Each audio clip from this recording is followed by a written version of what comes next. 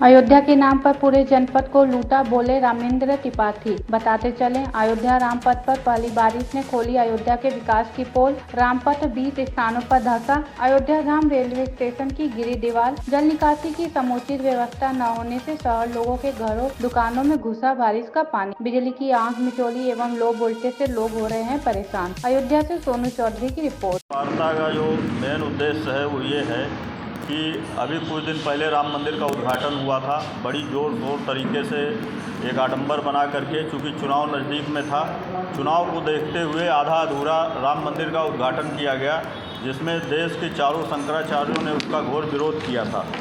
उस जल्दबाजी में जो उद्घाटन किया गया और आपने देखा कि राम पथ के नाम से एक रोड बनाई गई जो शहादतगंज से और राम जन्मभूमि अयोध्या तक बनाई गई।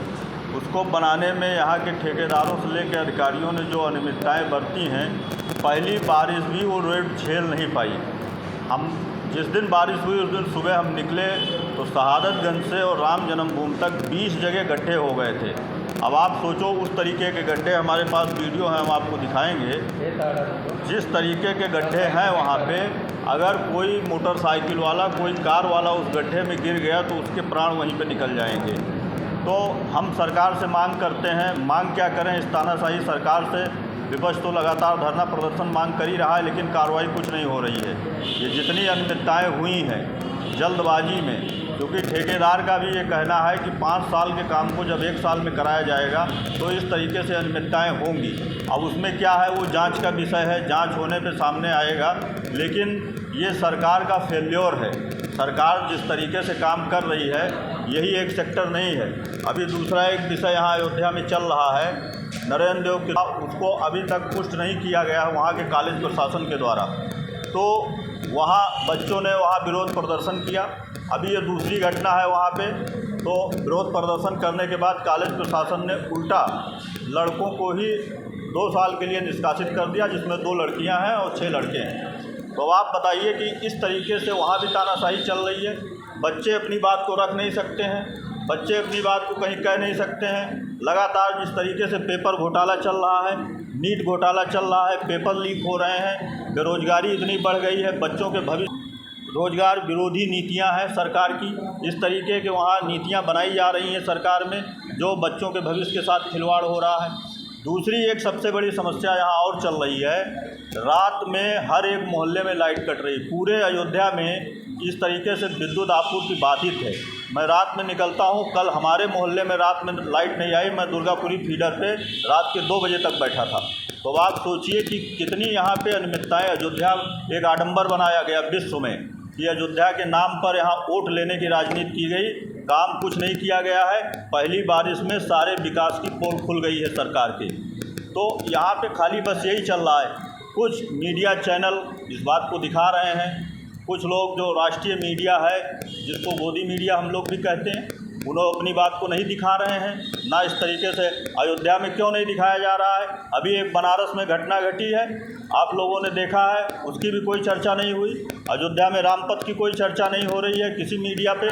तो ये किस बात का प्रेशर है, क्या दबाव है? सारे चारों स्तंभ देश के हैं, चौथा स्तंभ प्रेस है, मीडिया चौथा स्तंभ है।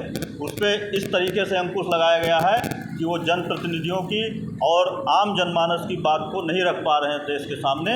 ये देश का दुर्भाग्य है। आने वाला समय, अभी तो चुनाव हुआ है, 20-25 सीटें हमारी कम आई हैं, नहीं तो हमने तो मीडिया को हमेशा स्वतंत्र रखा है। कांग्रेस की जब सरकार बनी, मीडिया ने अपने हिसाब से अपनी बात को रखी है। लेकिन आज जिस तरीके से उनके ऊपर पहरा लगाया जा रहा है, कलम और लेखनी पर जब पहरा लगेगा तो देश की सत्ताएं निरंकुश हो जाएंगी। आप इस बात को नोट कर लीजिए। और आज उस तरीके से तानाशाही देश में चल रही है। समस्या, रामपथ की समस्या जो है, वो माननीय अवधेश जी ने तो ठेका दिया नहीं है, माननीय अवधेश जी द्वारा काम कराया नहीं गया है। अभी तो चुनाव हुआ है, कल उन्होंने संसद में शपथ लिया है। अब वहाँ से सत्र खत्म होने के बाद आएंगे, उनके सामने भी ये बात रखी जाएगी, संसद में इस बात को उठाया जाएगा। अवधेश जी सांसद बने हैं, अब उनके सामने इस बात को हम लोग रखेंगे।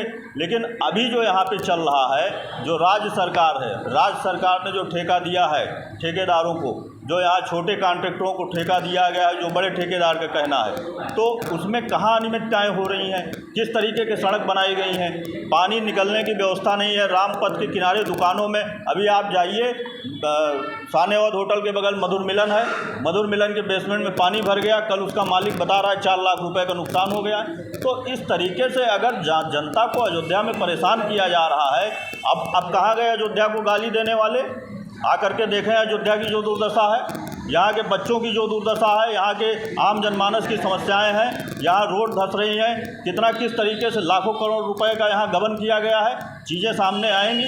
खाली राम मंदिर से जीवन नहीं चलना है, राम मंदिर हमारी भी आस्था का केंद्र है, आम जनमानस की आस्था का केंद्र है। पूजा हमको कब करना है, हमको कोई सर्टिफिकेट नहीं दे सकता है, हम अपने हिसाब से पूजा जब करना है करेंगे, लेकिन विकास के साथ खिलवाड़ करना, लोगों की ज़िंदगी के साथ खिलवाड़ करना, संविधान के साथ खिलवाड़ करना, लड़कों के साथ, बच्चों के भविष्य के साथ खिलवाड़ करना, ये किसी को इजाज़त नहीं दे सकता है कोई। इसकी हम लोग पुरजोर विरोध करेंगे और ज़रूरत पड़ने पर संसद से सड़क तक हम धरना प्रदर्शन भी करेंगे। क्या नाम है आपका? रामेंद्र त्रिपाठी, जिला अध्यक्ष यूथ कांग्रेस अयोध्या।